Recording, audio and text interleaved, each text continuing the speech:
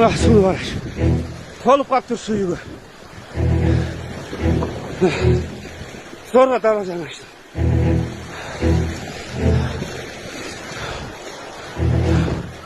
Çöret koy Nurgülberg'e. Arka ayakta darıdan zor kaçıp. Tut bir nese sağıp gitti. Ben karayım. Bana gül. Barzı sağıp gitti. Tezekler dımdap o işittirdi. Zor kaçtım.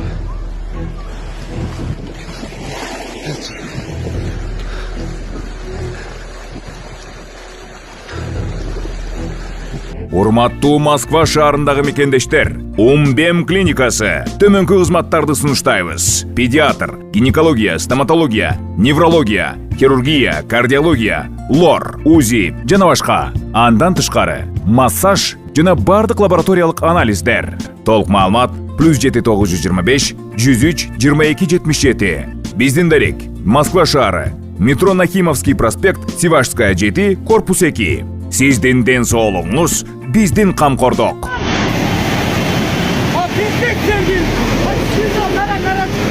La, ma yerda bizi zor gitar ha.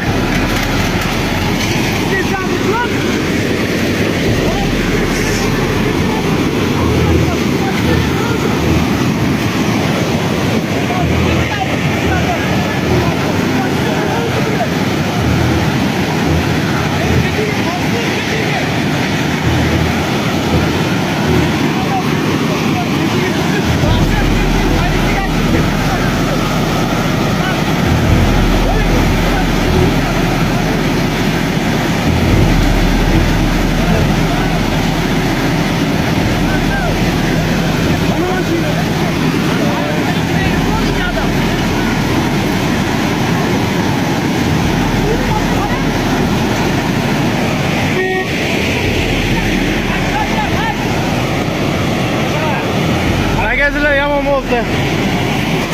Nega kerak? Men borib ketishim.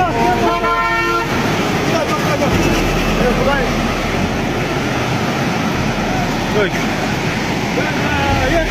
O, mashinada ketib. Kel. O, men vaqtim bor.